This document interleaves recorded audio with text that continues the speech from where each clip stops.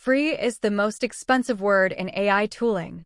The code can cost zero while the model, browser, Python environment, hardware, and your weekend quietly pick up the bill. OpenManus promises the dream people wanted from Manus. Give one task in a terminal, let the agent plan, browse, use tools, and deliver the result. But is it actually current, plug and play, and free in 2026?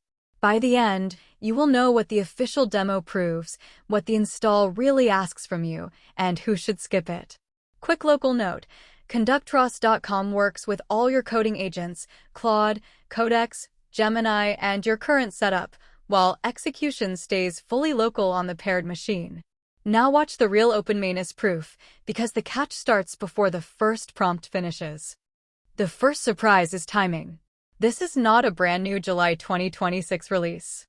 The official repository was created in March 2025, and its README says the prototype launched within 3 hours by core authors and collaborators from MetaGPT.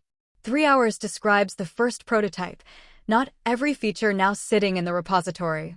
At capture time, the project had 56,987 stars and 9,921 forks, which explains why a fresh post can make it feel new again. But the latest tagged release is version 0.3.0 from April 2025, and the latest default branch commit visible during this review is from January 2026. That does not make the project useless. It changes the question. You are not evaluating a launch day product. You are evaluating whether a popular agent framework still earns setup time today. The next screen is the strongest evidence OpenManus gives us, its own end-to-end demo. Treat it as a happy path, not an independent benchmark. The official demo begins in an IDE, not a glossy hosted dashboard. The user runs OpenManus and gives it one concrete job: perform a thorough SEO audit of Carpathy.ai and generate a detailed report with actionable recommendations. That prompt matters because it forces several capabilities into one loop.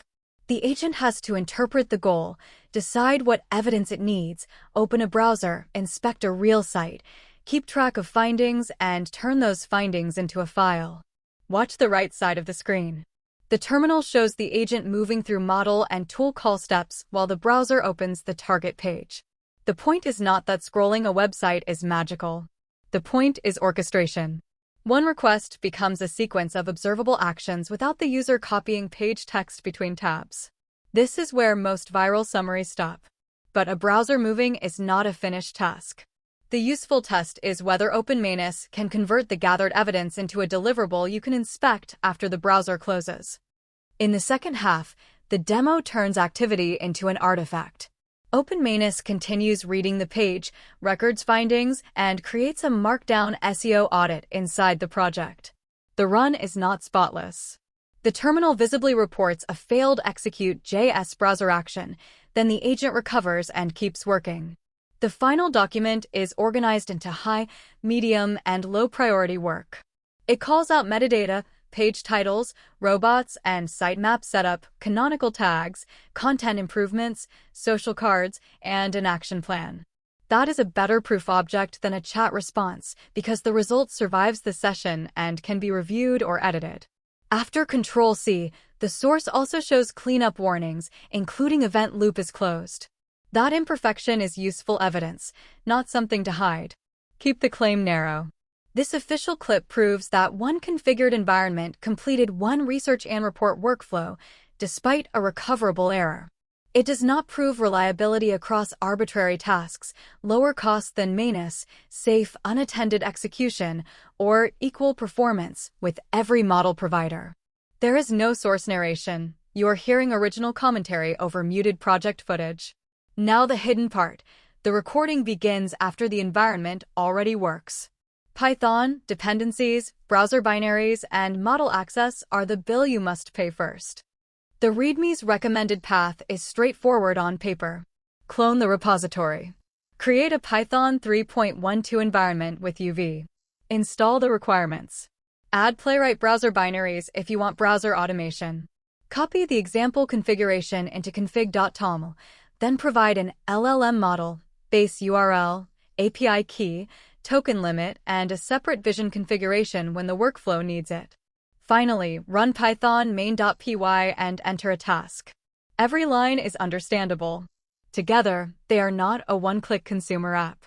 The requirements include browser use, crawl for AI, Playwright, datasets, fast API, Docker support, MCP, search libraries, and more. On this Mac, UV was already available, but the system Python was 3.9.6 instead of the recommended 3.12, and Ollama was not installed. I did not fake an end-to-end run or quietly borrow an API key. A truthful local test would first create the right environment and choose a model backend. This is where many beginners quit. The first command is easy, but agent frameworks are systems, and systems need dependency, model, browser, and permission decisions. So, is OpenManus free? The MIT license code is free to download, inspect, modify, and run. Operation is a separate bill. A hosted OpenAI-compatible, Anthropic, Google, Azure, PPIO, or other provider can charge for tokens and tool-heavy loops. The official Ollama example can point the agent at a local endpoint, including a separate local vision model, but that shifts cost into hardware, memory, model downloads, speed, power, and sometimes weaker tool behavior. Local is control, not magic. MCP is real too. The README exposes a dedicated MCP runner. The example shows an SSE server, and the current code contains both SSE and stdio connection paths that add server tools to the agent. But works with any provider, should be read as configurable, not identical. Models vary in function calling, vision, context, and discipline. The current agent also defaults to a bounded 20-step run and includes an Ask Human path. Another reason not to read handles everything literally.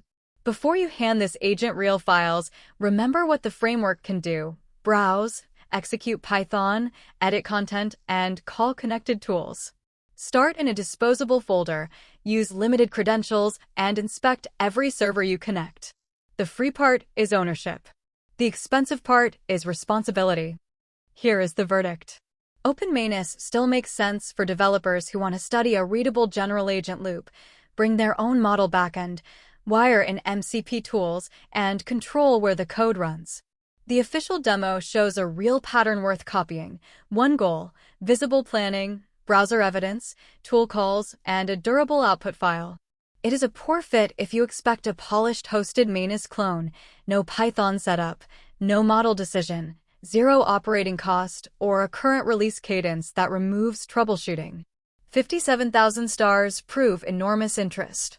They do not promise that your chosen model, browser, and machine will reproduce the happy path. The right first test is boring and reversible. Clone into a disposable environment, configure the cheapest backend you trust, ask for a read-only research report, and inspect every file it creates. If that works, expand slowly. If it does not, you learned before giving an autonomous tool access to valuable folders. OpenManus is not a free employee. It is free agent infrastructure, and infrastructure always comes with an operator. The bottom line is simple: renewed attention does not make OpenManus new, but its official demo still shows a useful open agent pattern.